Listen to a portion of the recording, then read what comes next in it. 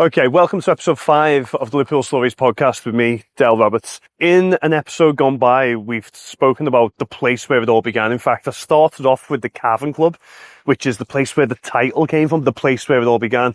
And then after that, I spoke all about the Quarrymen, how they go from a little skiffle band with John's schoolmates to eventually playing on stage together, to eventually pressing a record. But then after that, things go a little bit quiet. They do play some gigs, but eventually they end up playing in this place, the Casbah Coffee Club.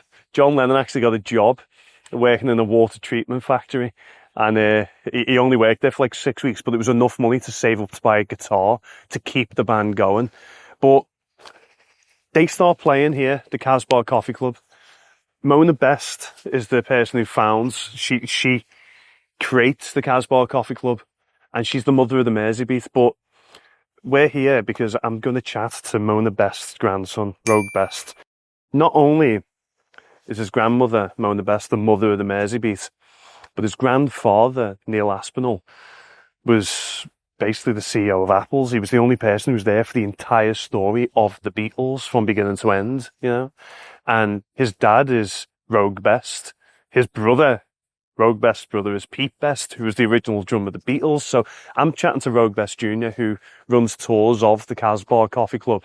He's part of it. And I'm a guy who tells a story, but Roag Best Jr. is part of the story. You know, his uncle was in the Beatles. His grandfather was the CEO of Apple, you know, and his grandmother was the mother of the Merseybeat. So he's a really interesting guy. So let's go and meet him.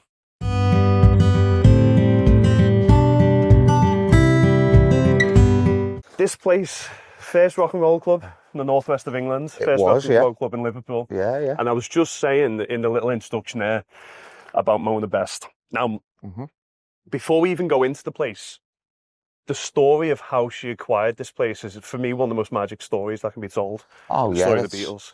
Yeah, right. Here's one that's like proper surreal, right? So, obviously, the story of them winning the house was, you know, Leicester Piggott, Epsom Derby. Mo had looked at a few other properties at this point, but, you know, she's a bit of a character, so she's not taking Johnny Best. Johnny Best, he was like he was a famous boxing promoter in the city at the time. He owned the Liverpool Boxing Stadium, first purpose-built stadium in the country. No, very well to do. Met Mo after getting drafted, stationed out in India in the war, where he met me nan. When they moved home, they're looking for properties, but Mo was, as I said, a proper character, so she's not taking him to see your semi-detached terraced houses. You know, it's an old converted lighthouse, a windmill, water tower, fire station. Johnny's not having it. You know, this is not what we discussed type of thing. Just find us a house. And then my Uncle Rory saw this house walking home from school one day. It was all disused at that point. It was an old conservative. It was the old Conservative Party's club. Okay. So that's when Mo opened the club. That's why there wasn't really any licensing issues and stuff, because it had already run as a club for when they're having their cheese and wine nights and all that sort. It'd already like semi-run as a club from the Conservative Party. Like even this day, if my dad wants to do an event, even though it's a residential area, nothing anyone can do about it. There's like 120 years precedent set of the house having a license, you know. Wow. But yeah, so Rory sees the house walking home from school, brings Mo, she loves it, but another no from Johnny. So she'd had enough of being told what she could and couldn't do, can and can't do, you know, goes, pawns all her jewellery, bets her on Leicester Piggott, riding Never Say Die in the 54 Epsom Derby. He was running at 33-1, wins, goes, gets all her jewellery back, comes and buys the house of her own volition. You know, basically said to Johnny, you know, it's my money, I've bought the house and I'm taking the boys, so you know where we are if you want to join us. And he moved in about a week later, had a little standoff for about a week until he eventually caved, you know. As we all do, clever man. As we all do. You know what? I love that. Like the story, I mean, I've done a podcast episode, this is just a few months ago, all about the origin story of the Quarrymen, because realistically you have the, you know, John Lennon's schoolmates setting up a band. This is kind of like late 1956, 1957. They have a few gigs, play Rosebery Street in Toxteth, Then they end up playing the Walton Village Fete, where John Lennon famously meets Paul McCartney. The first time it's documented that he meets Paul. And then after that, a few more gigs. Then by 1958, they press a record, In Spite of All the Danger, Percy Phillips Studio. Yeah, in Kensington that was, but then wasn't it? literally not long after that, John Lennon loses his mum. And the story of the Beatles can really kind of fall off a cliff at that point. You know, George joins a new band, but then realistically, everything could change if it wasn't for the fact that Never Say Die won the excellent Harvey at 33 to 1. Oh, That's mind-blowing, to say the least. That's what I was saying, right? What's so surreal about that story is we're out in America doing a show in, it's like Kentucky. And, was it Kentucky? I think it was Kentucky.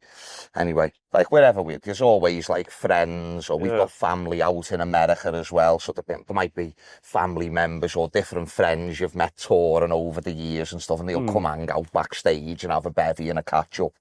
This one gig, we're backstage, and they come back and they're like, oh, such and such is here. We'd love to introduce you. Basically, it was the family who owned the ranch that bred, reared and trained Never Say Die, right? So they go, have you got a day off? We'd love to take you out to the ranch and put a spread on and give you the tour of the ranch and stuff. Yeah, I've got a day off in like 2 days' time. So it's like, they send limos to the hotel. It's all that, like proper, the big driveway up on the side, the ranch sign and all that.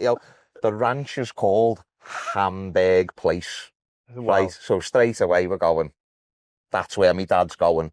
Has it always been called Hamburg? Oh yeah, it's been in the family for like 100 and odd years. It's been in the family for like 2 generations. It's always been called Hamburg, or 3 generations. Well, it's always been called Hamburg Place. That's strange. That's saying we get in, have the spread, few beers. We're all getting a bit merry now. No, let's go and do the tour. Yeah, great. And then showing everyone round the ranch, and they take us over to the stables, and he's telling us the story of Never Say Die was called Never Say Die because he nearly died at birth. They had to stick a bottle of bourbon whiskey down his throat, make him splutter all this gunk up off his chest, and he survived. That's why he was called Never Say Die.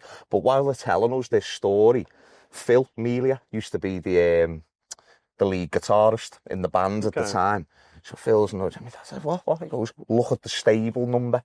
So the stable number is stable number 8. Wow. This is number 8, Hayman's Green. Right? And then he goes, right, I'm going to introduce you to the trainer and the breeder.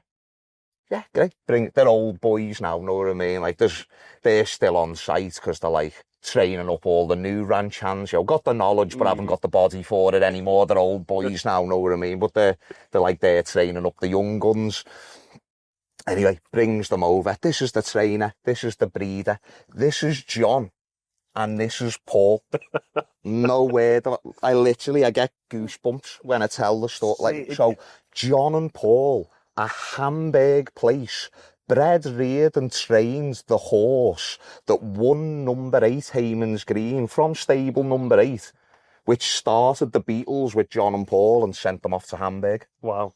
Like, how surreal is that? That's fated. I don't know what I believe. Like, in terms of fate, in terms of destiny and all that, and religion or anything, but when it does come to the origin story of the Beatles, there's so many little chance circumstances and happenings and stuff like that. That story is mind-blowing. It's so many little things fell into place for them at just the right time, didn't they? They were like, it's the perfect they were storm. Right on the cusp of everything at all times, weren't they? They were so innovative. Chance encounters, technology, everything, even just before they go over to the States with JFK getting assassinated, so much. Even them themselves, though, like first band to do a concept album with Sgt. Pepper, first band to play a stadium, first band to do a stadium tour.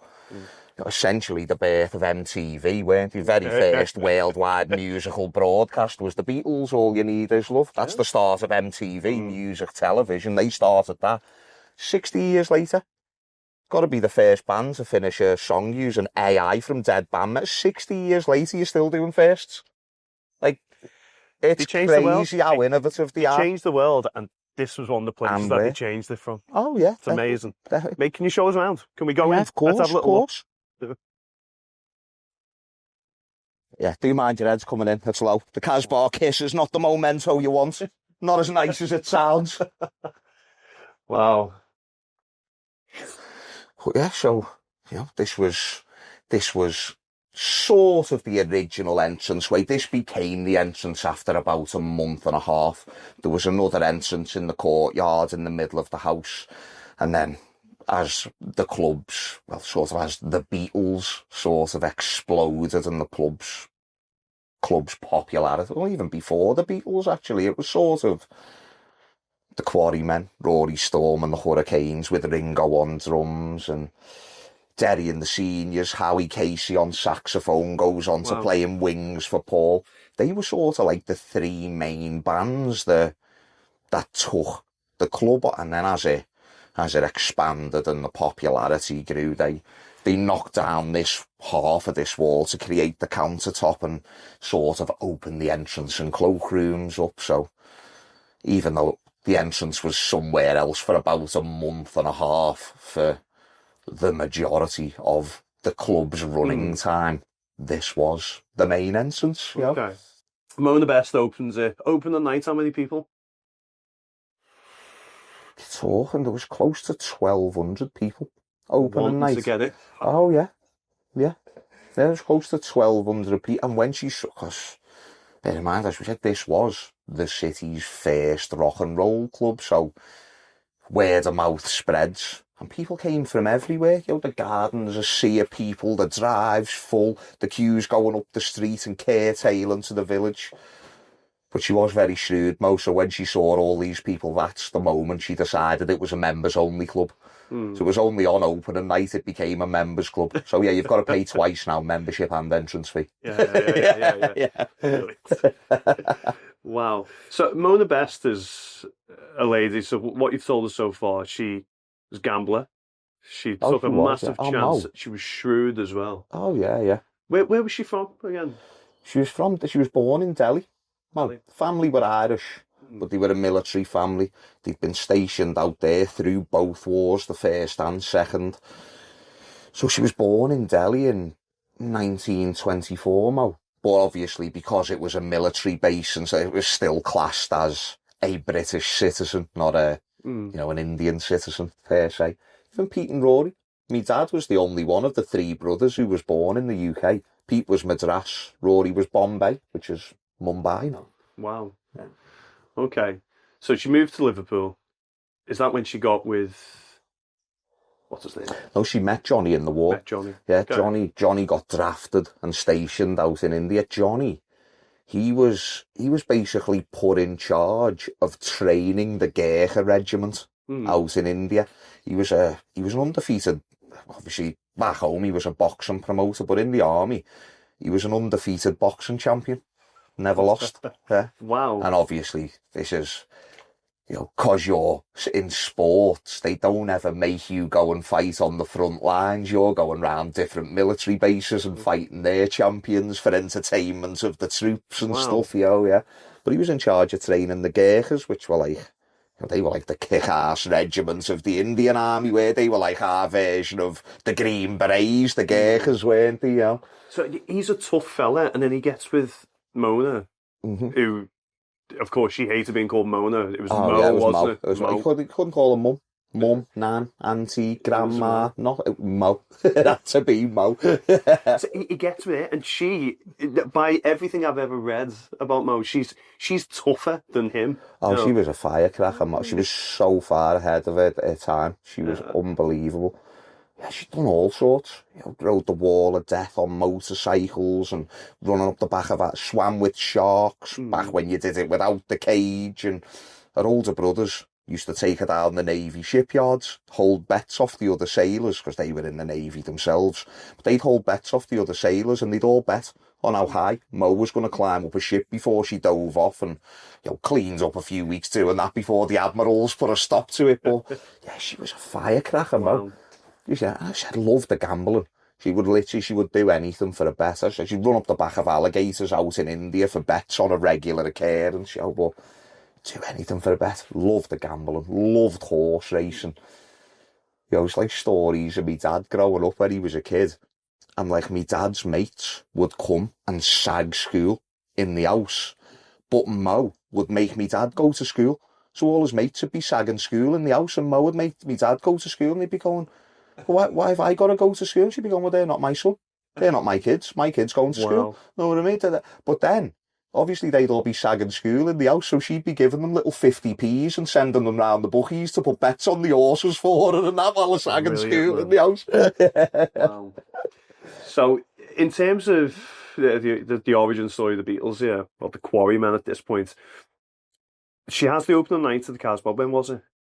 29th of August, 59. Okay, so 19... Which is another crazy thing, because their very first paid gig was here, 29th of August, 1959. The earliest known photograph of John, Paul and George actually performing together is on the original stage in here. First time they'd ever been paid for a gig. So the first time they ever got paid to play together, 29th of August here. When was the last time they ever played together? Wow. 29th of August, Candlestick Park. That's interesting, yeah. Coincidence? Or, yeah, in terms of paid... Or start the way, or finish the way we started. I never put two and two together, but that won't be right. That's amazing. That's the first paid gig, last paid gig. Wow. That's interesting. This for me, there's so many little circumstances in the story of the Beatles, and there is a magic to it. There is, really. But she opens the first night. Thousands of kids are trying to get into the place, okay? And they come in through here and then into this room. Oh, yeah. Had them rammed in, wedge. People used to pass out down here, and they'd pass them out onto the grass, bring them to, give them a glass of water. Be trying to squeeze back in again, having just passed out in there. I think everyone's smoking down here and everything. Been like fog. You know, nuts. Wow. Can we go through there? Oh, of course, yeah. So. This is it, the Aztec room, John's room. Yeah, but John painted this ceiling, all hand painted, all original. Took him 3 attempts. So first, well, before that, obviously, as you know, the Quarrymen have sort of the original lineup of as you've been into yourself previously, there was a lot of interchange and members over the years and stuff. There's probably about 15 different... It's probably more now. You know, there's probably more than 15 members of the Quarrymen now, because there's still new members joining the band to this day, you know. But, like, the original, like, boyhood Quarrymen, they've disbanded now. You know, as you said, John's mother's died, you know, so he's not really doing much. Paul's doing what he's... George has gone and joined another band. He's playing with the Les Stewart Quartet. And one of Pete and Rory's friends who were helping getting the club ready was Ken Brown. He was another guitarist in the Les Stewart Quartet. They were the band that were originally asked to open the club, because Mo knew Ken, and there was a girl, Ruth Morrison. She was sort of like the club's rock and roll aficionado, lots of friends in different bands, always at different gigs, you know. So she asked Ruth who she thought the best band was to be the resident band for the club. Unbeknownst to Mo, Ruth picked the Les Stewart Quartet, who her boyfriend was the lead guitarist of. So no bias there whatsoever, you know, but the lead guitarist happened to be George Harrison. He was the lead guitarist in the Les Stewart Quartet. And when they were asked to play, she asked through Ken. He went and put it to Les and the boys, and Les didn't like Pete or Rory or some of the friends they were hanging around with. He refused to play. So Ken said, well, I'm going to go and play the club anyway. George said he was going to go with him. But Mo, when they initially came to see Mo, they said they'd play the club as a duet. She was like, you will bloody not. You promised me a band and I want a band, you know. So they come back with a couple of other friends the next day, who were Paul and John.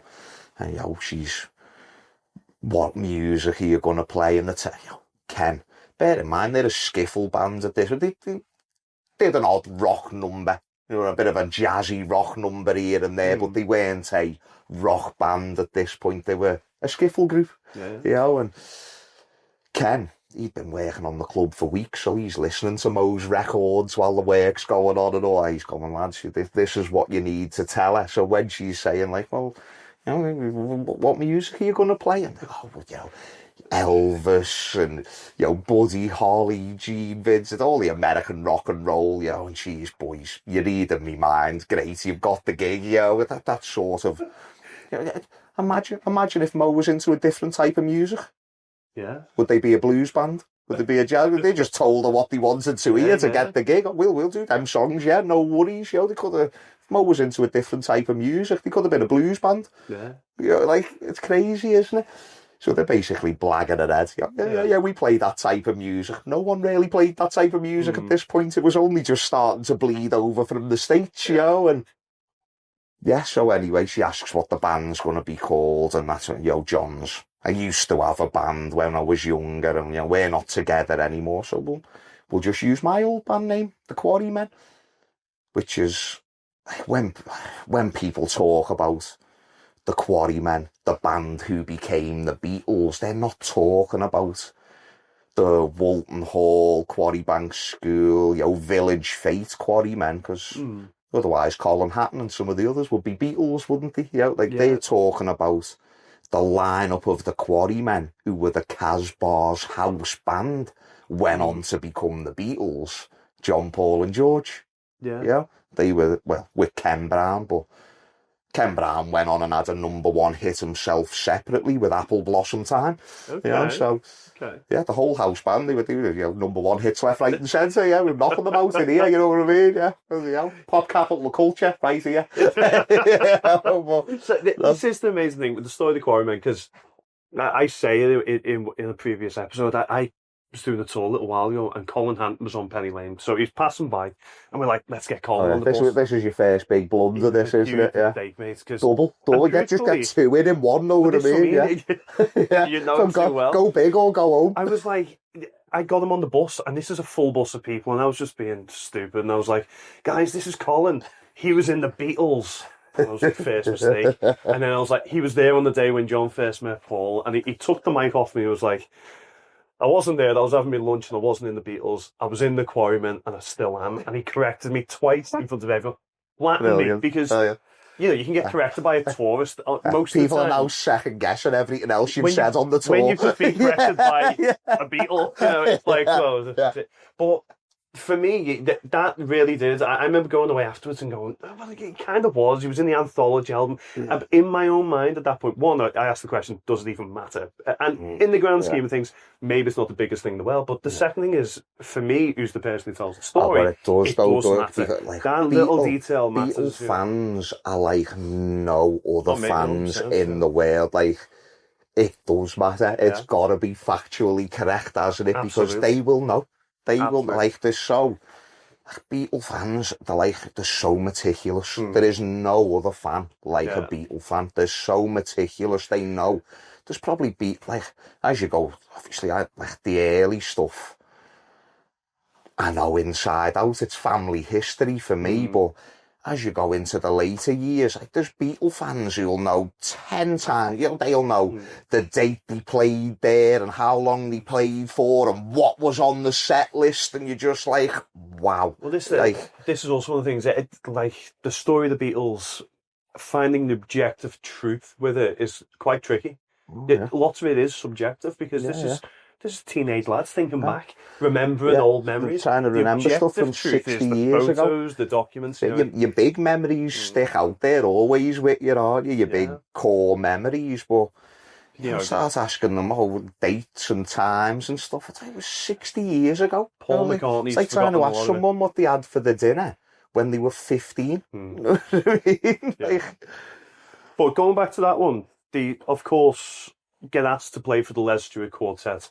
The Casbah isn't ready at that point, so they have to make it ready. They have to pick up paintbrushes. They have to get ready, and so they've decided on the music. They've decided on the band name, and Mo's a bit like, well, you're here, so you may as well get stuck in and help get the club ready.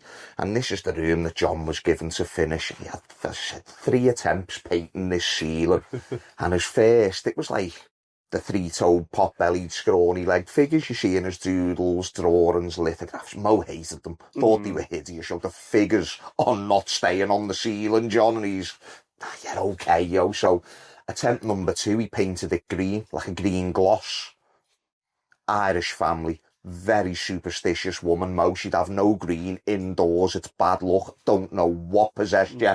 It's not staying up. Mo, please, just tell me what you want and I'll paint it for you. So the third attempt, she says she wants something a bit Mexican, a bit Aztec. Hence John's interpretation of a Mexican Aztec art, which is, it's all original, never been touched up. Like when you look close, you see all bits of green where it's worn and chipped over the years. And you know what? They're the most interesting things about this, because like, you just grow up in it. It's your norm. And it was literally only last year I was taking a group of fellas round on a tour to do the spiel in this room, and one of them stops and he goes, "Do you know what?" He said, "That's got to be the largest surviving piece of John's artwork." And I'd never even thought about it like that, but it probably is. That's one panel on its own. Is probably could be the largest surviving piece, never mind the whole ceiling. You know? Wow. Where did Paul paint? Paul painted somewhere? Paul was through here, yeah. Paul painted of course, the original stage. Where did Paul painted the stage? Of course he did. Yeah, but Paul did the rainbow.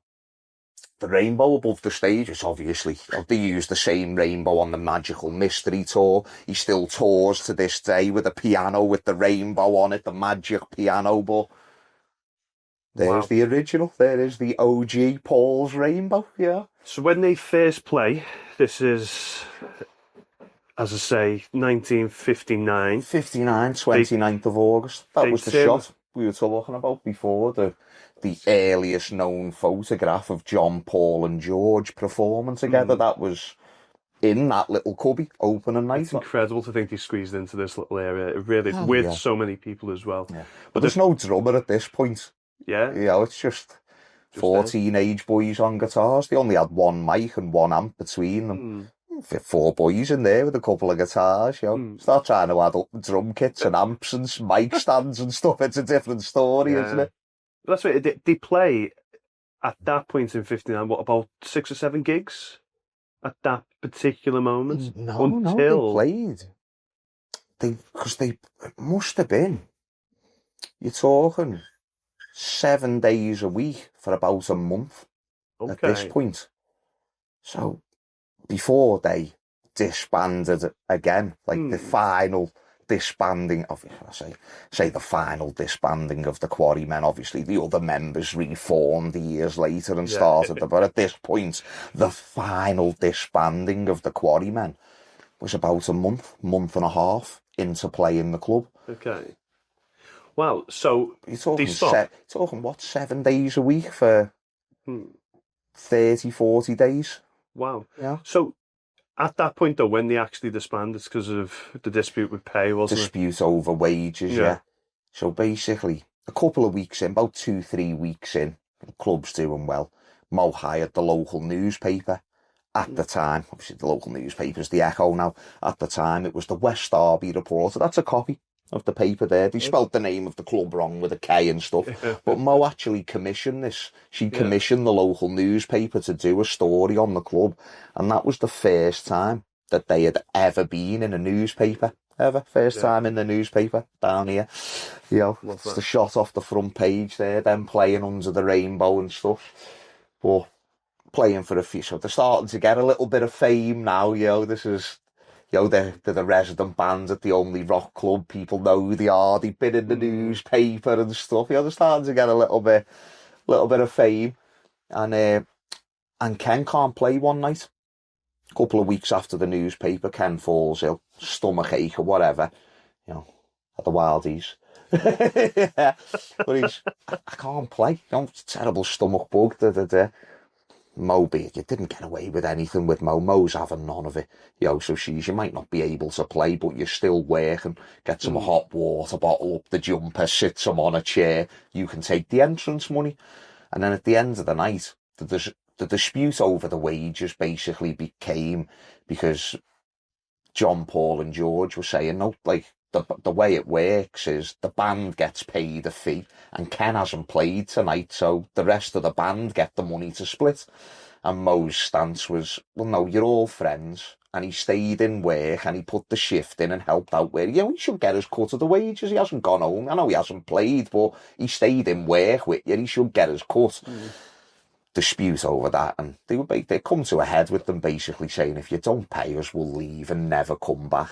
And Mo was not the type of woman you wanted to give an ultimatum to, so it was the last time they played here as the Quarrymen. It may have been the last time John and Paul, George played anywhere as the Quarrymen. I think they got took on a tour of Scotland shortly after that, which is where the name came from, because it was a Scottish promoter who named them Long John Silver and the Beatles, and as Scousers do, they just kept abbreviating it until they liked it, so it went from John Silver and the Beatles, or Long John Silver and the Beatles, to John Silver and the Beatles, to the Silver Beatles, and eventually just the Beatles. Yeah.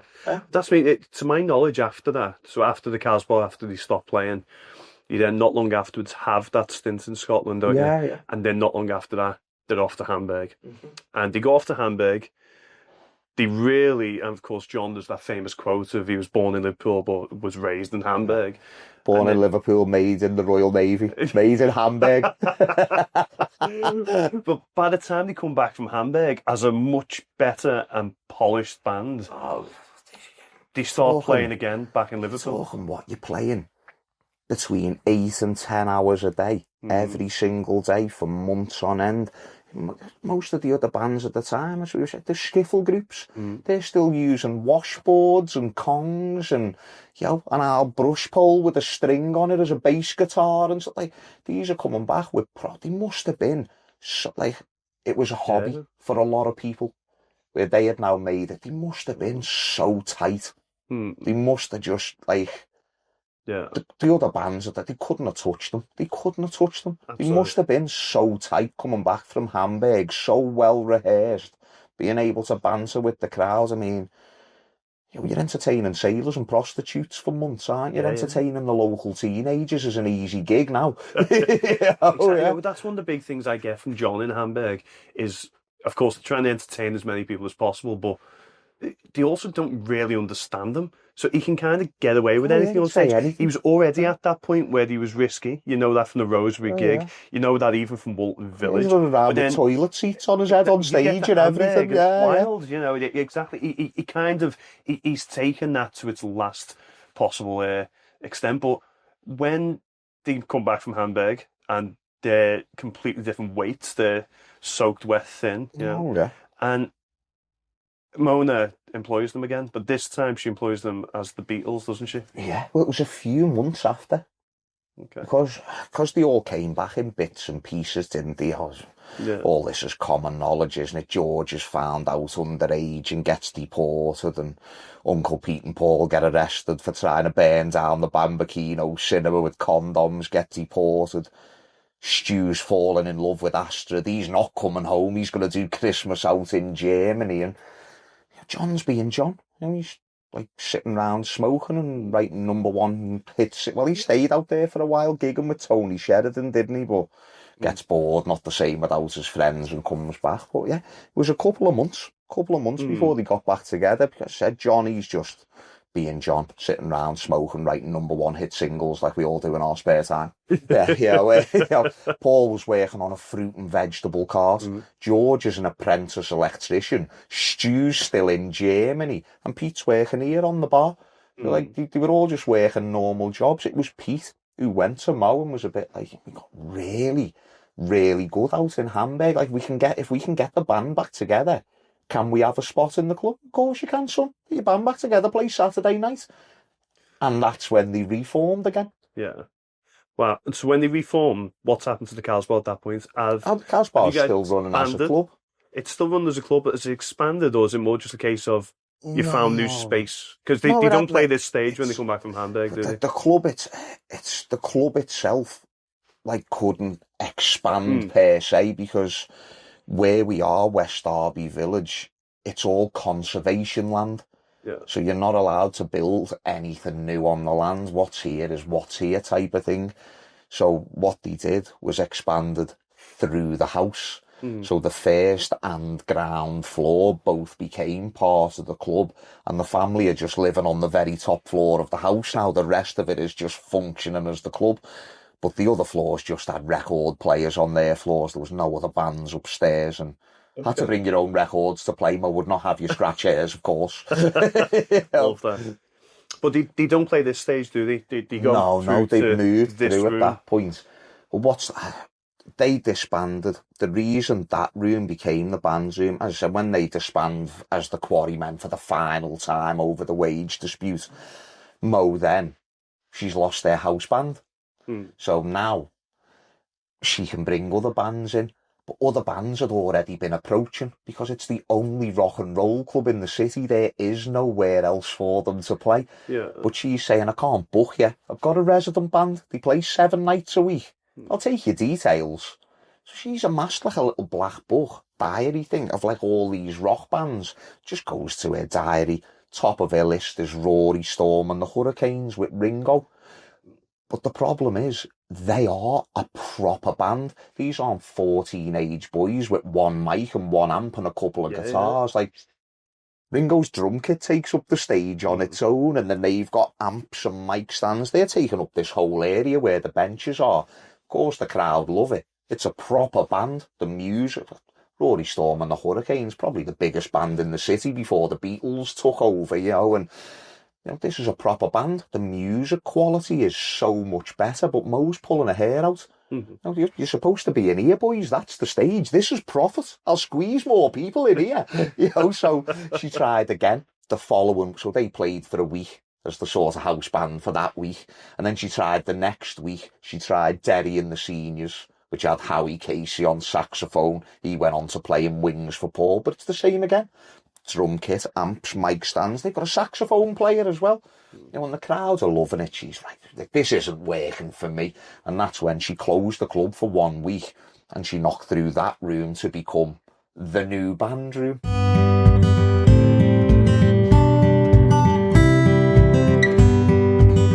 So when they come back from Hamburg, this is where they play. This was it. This was basically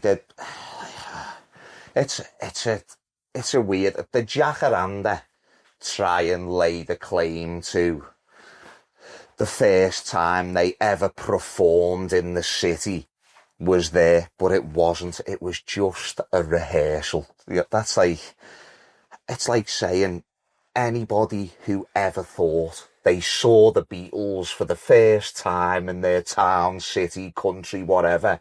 Well, actually you didn't, because the sound check was the first show. Okay. It was a rehearsal. It was a rehearsal. I get that just because there's a few bar staff and like cleaners cleaning up, listen to them, it doesn't make it a performance. It's a fair they're point. Not billed to play there. They're just rehearsing in there before they leave. Yeah. But this was also, one thing that's pretty much, I agree with that point completely. Yeah. But it was also categorically their first advertised gig in Liverpool with the name The Beatles, not the Silver Beatles. People always thought it was Liverland Town Hall on the 27th, but they'd played here 10 days before on the 17th, which was their very first time ever being billed anywhere other than Germany as the Beatles.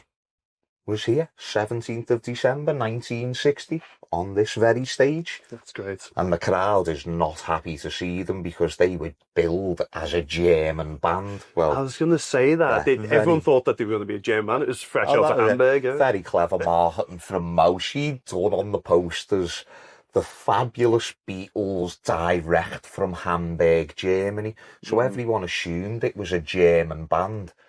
And so what had happened? And Stu's still in Germany at this point. Paul hasn't gone on to bass yet. So as I said, Pete goes to Mo, gets the band back. The lads get back together because she's given them a spot on Saturday night and they need a stand-in for Stu. Paul hasn't gone on to bass yet. He's still in Germany with Astrid. So it was actually Chaz Newby. He was the bass player. Yeah. He is now in the Quarrymen, the 20th member. I don't know how many members there is now. But Chaz, he's now in the quad, plays in a lovely man, Chaz. But he plays in the Quarrymen now, but he was in the Blackjacks at the time, which was a band Ken Brown had formed. When they had the dispute, they go and do their tour of Scotland. Ken forms his own band, the Blackjacks.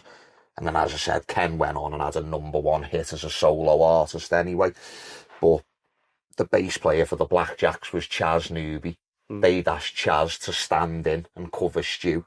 which he said, yeah, that's fine, no worries, I'll stand in. He played 5 shows with them over that Christmas. So, the band's back together, you stand in for Stu, and these posters have gone up in the club.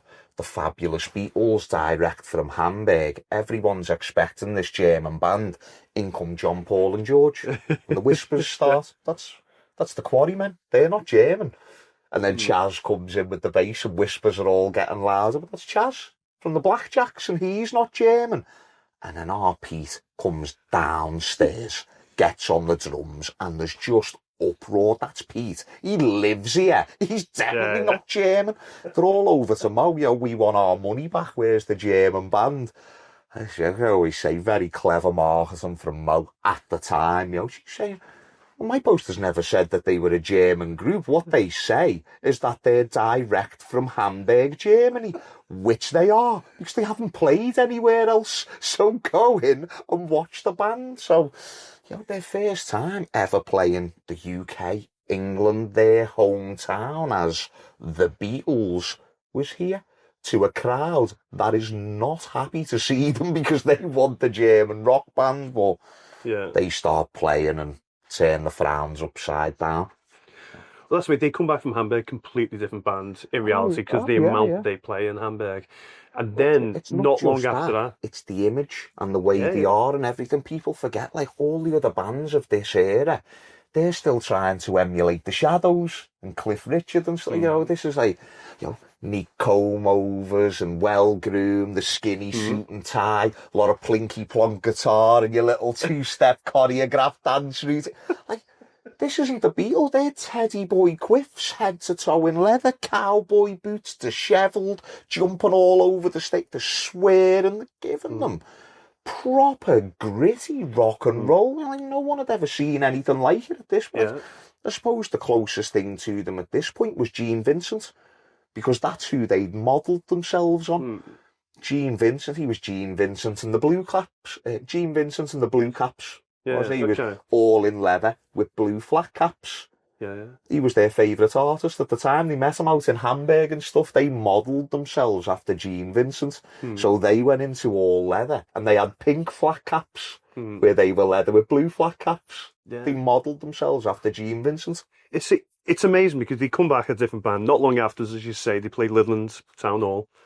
That's, of course, one of the origin places in terms of Beatlemania, where girls start screaming. But they then start playing around the clubs. 1960, they go back to Hamburg, of course. But then by 1961, that's when they're playing the Cavern Club. So they are playing the Casbah long before they play the Cavern. It was over 2 years. They were playing here over 2 years. In fact, it was Mo who got them their first gig at the Cavern. There's a documentary, Best of the Beatles, came out in 2005, and Ray McFall, by his own admission in the documentary, says the first time he had ever even heard of the Beatles was when Mo Best phoned them. And she's basically going, Ray, like my resident band, they're selling out the clubs 7 nights a week. She'd started Casbah promotions at this point and putting them in dance halls as well. So they're selling out the club, they're selling out the dance halls on top of that. I need a second residency, your place. She's trying to alleviate some of the pressure on the house at this point, because it's spreading through the house. People are pitching tents in the garden. She's having to stand at the gate. People are getting charged just to be in the grounds and be part of the atmosphere now. It's amazing. But she needs to alleviate some of the pressure on the house, and as I said, she was the one who got them their gig in the Cavern. Funnily enough, Bob Woolley.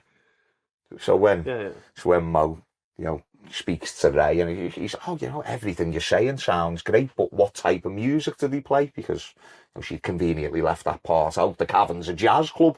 You know what I mean? This is the only rock club. Still a jazz club at this point. So they're a rock band, and he's, clearly no one's told you it's a strict jazz-only policy. And he actually said in the documentary at that point he was a bit taken back because he had never been spoken to so forthright by a woman before. Wow. Good old Mo. See, I think that's one of the most amazing things about not only the Casbah, but it's the story of Mo. For me, Mo's story on its own is just For me, there was so unbelievable. many women who played the story, a huge part, sorry, in the story of the Beatles.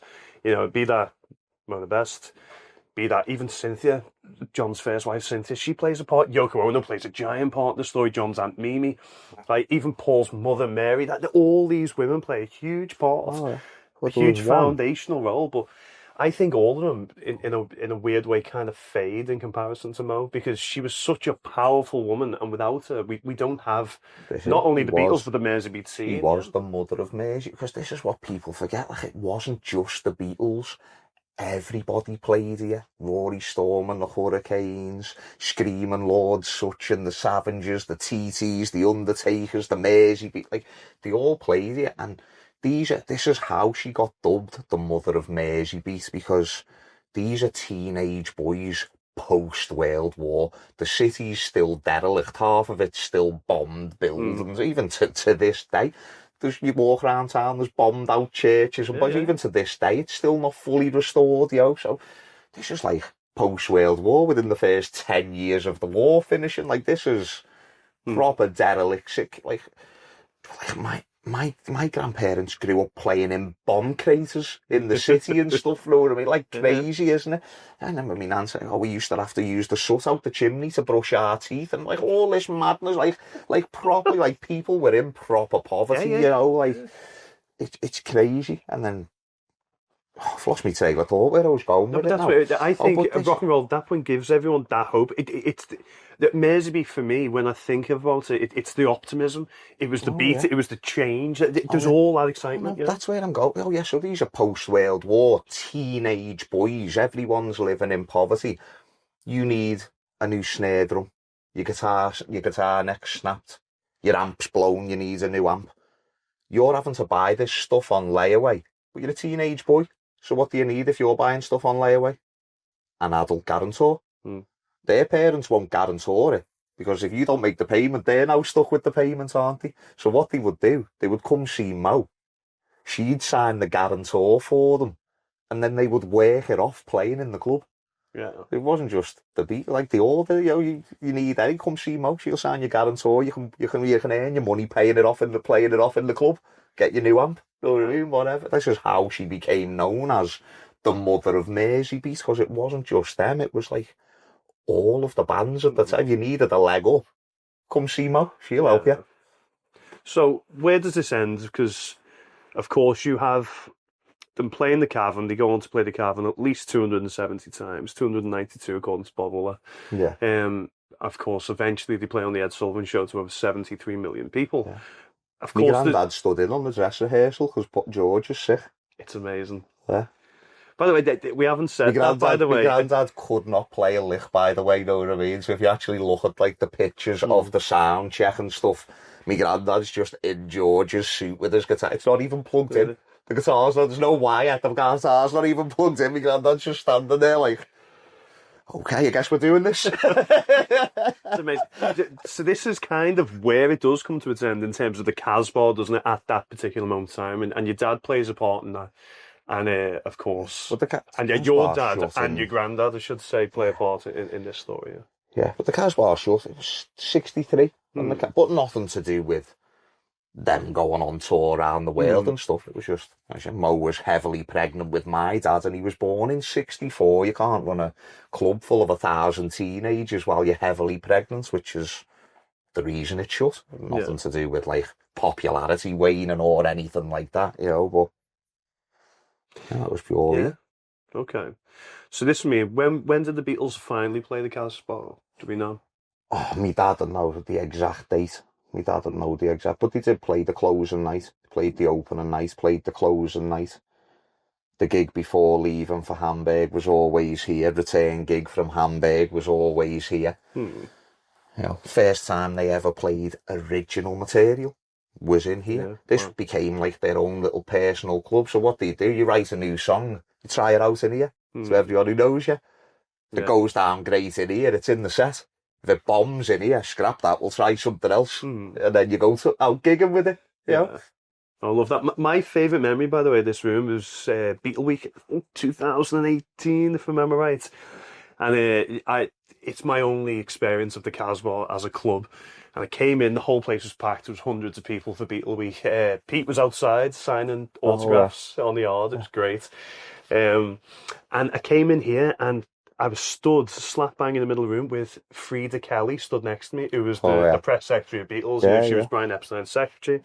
And Clem Burke was playing drums on stage. I was stood next to the press secretary of the Beatles with Clem Burke, one of the greatest drummers in the Casbah, and I was dripping. I was like, I couldn't even breathe. Oh, it gets nuts down here, doesn't it? It gets nuts down here on those Beatle Weeks, them shows. People were coming out just soaking wet with sweat. I was like, and that was realistically, it was quite controlled. This is 2019. Used to go on for like a long time as well. Like those parties, like 10 o'clock the next morning, there'd still be people in the garden bevying and music. It was they used to get so wild, those parties. I swear, nuts. So it was a dry place, only sold Coca-Cola. Is that in the little cafe? Was that yeah.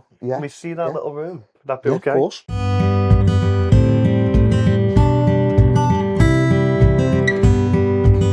Yeah, so this was it. This was the original bar, and I don't think I even said actually, the spider and spider web on the stage in the other room, they were painted by Pete, and the coloured blocks above the stage were painted by John. But the stars on the ceiling in here, all the boys had a go at this. John, Paul, George, Pete, Stu, even my grandfather, because as we've discussed, my dad's got a different dad to Pete and Rory. He's 20 years younger. But first they were cutting them out and sticking them up. We're in a basement. They're not sticking. They're trying to create this two-tiered effect, and they're all peeling off and falling down. It's cold. It's damp down here. And in the end, most boys, you've been at this all day, just paint the stars on the ceiling, which they begrudgingly paint them up. But when you look at them and stuff, they've still got all the glue marks where they were trying to stick them at first, and the silhouette was painted by Cynthia.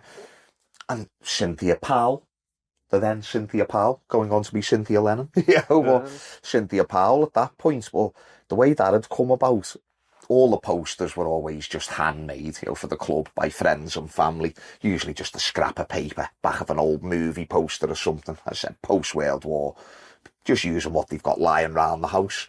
One week, Mike McCartney, Paul's brother, can I do the poster for them this week, Mosh? Of course you can, saves me a job.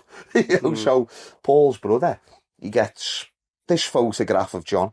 He didn't take the photograph, by the way. He wasn't as a photographer, Mike McCartney, at this point. But he took somebody else's photograph. He takes that photograph of John and turns it into that poster. And then after the shows, Cynthia takes the poster off the wall and asked Mo if she could paint the silhouette in its place, which he was, of course you can, Cynthia. So you get picture to poster to paint. I love that. So you do tours. How long have you been doing tours of the Casbah for? On and off for about 20 years now. I think I did my first tour when I was 16 years old. Wow. Proper family business. How can people look on to a tour of the Casbah? Did they just turn up? You can't. It doesn't, because it doesn't run as the coffee bar club anymore. Where the Cavern still runs as a club, you can just land up whenever. With here, you have to either go online, petebest.com, casbah.com, or there's different. There's a number you can ring and stuff to book a tour, and a tour guide meets you here to show you around. If you just land up on a random Tuesday or something, it might be locked up, or you might land up at a time where there's a tour going on and you can join onto it. It's just a flip of a coin, Love that. Well, it's also an Airbnb now as well, isn't it? Yeah, the top 3 floors have all been converted to an Airbnb. So Pete's daughter runs the day-to-day of the Airbnb, where I run the day-to-day of the club. But that opened in August, so you can actually stay there. And you've got, as I said, 2 of the floors actually ran as the club for a year or so. So you're staying in rooms that they have actually slept in and partied in. They might have a gig here and party till 2 o'clock in the morning and get their head down in the spare room. You're staying in the room where they slept, you know what I mean? Stuff like that, You get the added bonus of, they've actually stayed in these rooms, Okay, well, for me, right, just so you know, in terms of the podcast, I've covered the sort of origin story of the Quarrymen all the way up until the Casbah. Now we've covered the Casbah, so from here, I wish I could get over to Hamburg. I've been to Hamburg before. I wish I could get over because that's obviously the next and logical steps I now take. I did Hamburg with Pete. Oh dear. It was unbelievable.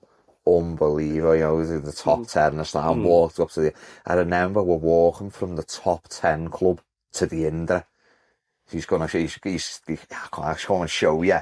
Because the Indra was the first time they had played anywhere. Billed as the Beatles. Before that, they were still the Silver Beatles. You know, this was the first time the Beatles have played the world. Come on, let's go. We'll go and have a look. I'll show you where the Indra is. And they're literally walking up from the top 10 up the Herberstrasse towards the Indra. And I literally remember just turning round. There must have been about 400 people just walking up the street behind us. I was like, this is so surreal. Wow. I swear, they all like started getting onto Pete. One of the most asked questions I get asked on tours, and I'm going to throw it by you, is how is Pete? I know, and it's one of the nicest questions get asked as well, because people are intrigued by the story, but the more intrigued about Pete, they go, how is he? Yeah, I love that. Yeah, Pete's great. Like I said, that's no secret. Pete tried to kill himself when he was younger, in his 20s and stuff, because it's heartbreaking, isn't it? You know, you're watching your best friends go and conquer the world without you, and they're meeting kings and queens and presidents, and they're sleeping with movie stars and supermodels. They're going to the best parties and the movie premieres and the best restaurant. Like, you're doing the best of what life's got to offer, haven't you? You know, and at the same time, it's Beatlemania. It's not like you can just bury your head in the sand and get away from it. They're on the radio, they're on the telly, they're in the movies. You walk out into the street, there's girls walking around with dresses with the faces on. You go into the sweet shop, there's everything from Beatles chewing gum to Beatles talcum powder. Know what, like, you can't get away from them. They're everywhere, know what I mean? And it's heartbreaking. He tried to kill himself when he was younger, but then obviously in his he's in his 80s now, Pete. You know, as an older man, he goes, I got the best of both worlds. You know, I got more money. But people forget Pete recorded 27 songs with the Beatles, so he still gets all his royalties, his PRS. He got millions when they did the anthology. Like, he's a very wealthy man. He goes, I got more money than me great-great-grandkids are ever going to be able to spend. And I got to keep my privacy and go pick the grandkids up from school, take them for a McDonald's, go push them on the swings on the park. No one's jumping out the bushes trying to take pictures of me. You know, like, I love hindsight is a wonderful thing, as they say, isn't it? You know, it's essential. That's the cost of fame, isn't it? You sell your privacy. You can't go anywhere without 20 cameras getting shoved in your face. Trying to have a nice romantic meal with your girlfriend and someone's on the other table like that filming you. Like, you can't do anything, can you? You know. I think that's one of the most beautiful things about the Casbah. Like you're saying, it's kind of, the Cavern Club's packed day and night. City centre venues packed day and night. Even Hamburg, I've been to Hamburg, it's an incredible place. But the Casbah, it's something that the big Beatle fans recognise as an incredible place in the history of rock and roll, Merseybeat and the Beatles. But it's still got that element of privacy, and I love that, you know. It's because it's one of the last truly original things that's left. Like, you know, on first glance it looks great. You start looking round, there's floorboards rotted out, there's chunks out of paintings, there's bits of ceiling hanging down. It's 60 years old. They did this. It's never been touched up. This is it. You know, like, that's why it still has that element of, like, privacy, because you couldn't run this as a normal club. How long would it be before it's destroyed? And you've got to start touching up ceilings, touching up paintings. You can't stand there and say to people it's all original anymore, because it's not at that point where, at this point it is. You know, this is it. They did this. You know, like, this is where it started. They painted it. This was like their personal club. That was in the same documentary as the Ray McFall one. Paul's being asked about the club, and he turns around and goes, I think people should know about the Casbah. You know, they know about the Cavern. They know about some of those things, but, like, this is his own words. He goes, the Casbah was the place where all that started. We painted it. It was like our personal club. And he goes on to say, and we had a more intimate relationship with it. This was our club, you know, and it was. This was, you know, this was their little hangout. Well, this is the holy grail of the Beatles style, as my dad likes to call it. You know, there's, especially now, there's not a lot of places left, is there? You know, town halls, institutes, theatres, they're gone. Shea Stadium gone, Candlestick's gone. We've got to look after it, mate. Knocked down in the 70s, rebuilt a bit up the street. Great replica.